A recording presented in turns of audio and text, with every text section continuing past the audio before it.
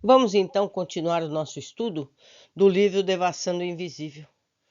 Estudos esses sobre fenômenos e fatos transcendentes observados pela mediunidade sob orientação dos espíritos guias da médium Ivone do Amaral Pereira.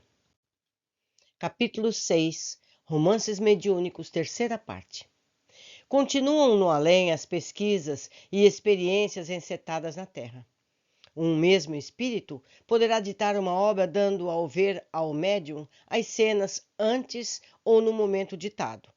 Poderá ditar outra ainda pelo mesmo médium, valendo-se tão somente da psicografia, sem que o intermediário veja coisa alguma, ou pelo menos sem que este se recorde do que viu, pois pode dar-se o fato de ele ter presenciado o drama, posteriormente psicografado, durante um desdobramento, e de nada se recordar em vigília.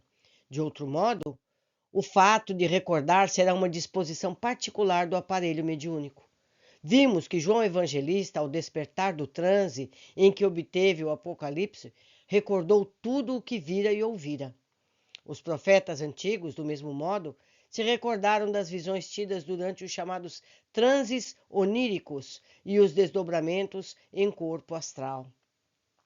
Do que particularmente nos diz respeito, lembraremos que o livro A Tragédia de Santa Maria, por nós escrito, sob a direção da entidade espiritual Adolfo Bezerra de Menezes, trabalho em que tivemos maior facilidade de recepção, dentre o que nos tem cabido transmitir, ofereceu-nos todas as modalidades possíveis em um ditado mediúnico: visão antes e no momento da recepção, audição, psicografia isolada, desacompanhada de visão e audição, psicografia acompanhada de outros fenômenos e intuição acompanhada de visão.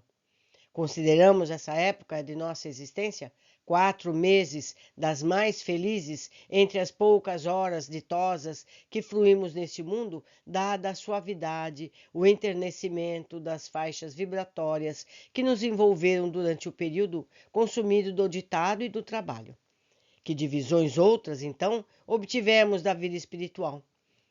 Que de surpresas cativantes! E como convivemos com os seres invisíveis, mostrados à nossa respeitosa contemplação naquelas noites magníficas, quando, abstraída da vida terrena, aliviado o nosso coração de sofrimentos e humilhações oriundos da vida social terrena, a assistência de Bezerra de Menezes se tornava positiva e integral, para que o seu feito romântico se realizasse sem que nenhum esgotamento físico, nenhuma fadiga mental nos abatesse a saúde.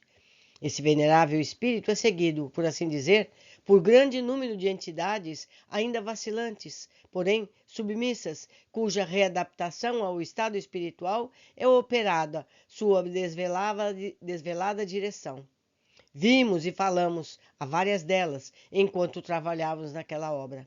Entre mentes, as visões do drama que então nos foram fornecidos decorriam de ambiência branca, lucilante, mesclada de tons dourados, como se raios de sol puríssimos iluminassem em transparência branca, efeito ao que julgamos inédito sobre a terra. A nós outra, impossível de descrever. E como se todas as cenas e panoramas fossem desenhos delicadíssimos a se movimentarem em cenários celestes. No entanto, em Uma História Triste, que integra o volume Nas Telas do Infinito, o drama se desenrolou em suave ambiente azul, levemente esbatido de nuances brancas lucilantes, quais neblinas tenuíssimas, enquanto que, em Leonel e os Judeus, obra ainda inédita do mesmo autor, a história se desenrola sobre colorações fortes, mas com algumas cenas muito sombrias, tais como salas de suplícios da Inquisição em Portugal, em outras muito nítidas, como o rumor das águas de um repuxo de jardim ao se despenhar no tanque. O brilho de candelabros de prata sob a luz das velas, o som da cítara com que alguma personagem se acompanhava entoando os salmos de Davi. Não obstante, nem sempre o médium consegue transcrever na íntegra o que avista no espaço, concedida por seus mestres e instrutores. Parece mesmo que cenas belíssimas, admiráveis pela perfeição, deixam de ser psicografadas no decurso da obra, porque assim o determinaria o próprio autor, visto que a escrita não reproduziria fielmente o encantamento que a visão espiritual alcançou. Na obra Nas Voragens do Pecado, por exemplo, a entidade Charles, espírito que sabemos ser o de um completo artista e que nos havia mostrado magistralmente durante um arrebatamento de nosso espírito, por ele mesmo provocado, deixou de escrever uma cena das mais belas que nos fora dado a apreciar na ocasião precisa. O personagem Otila de Loigny, ao ter conhecimento do massacre da família de La Chapelle, durante a chamada Matança de São Bartolomeu, no qual sucumbira seu noivo, Carlos Felipe, tem acessos de loucura verdadeiramente patéticos, emocionantes. Em desespero, sai em correria pelo parque do seu castelo e pelos campos adjacentes, ou sobe aos terraços e torres da mesma vetusta habitação, bradando em lágrimas pelo nome do noivo, entre mil queixas pungentes e revoltas blasfemas. O jogo de luzes que envolviam essas cenas, as nuances do luar e do crepúsculo da tarde, os claros e as sombras que tudo adornavam e embelezavam, dentre as tonalidades azuis e rosa que se mesclavam ao infinito, a suavidade da coloração, as harmonias dos sons que repetiam seus lamentos em ecos impressionantes pela vastidão do local, e onde até o canto das cotovias se deixava ouvir, era de uma perfeição e beleza tais que acreditamos nem mesmo o cinematógrafo, que muito se assemelha a essas criações do invisível, poderia reproduzir na íntegra. Cinematógrafo é o mesmo que cinema, meus amigos, mas acho que todos sabem. No entanto, tal cena, das mais patéticas e belas de toda a obra, não foi dada à psicografia, quando o autor da mesma voltou para escrevê-la. Em vão esperamos a sua transcrição.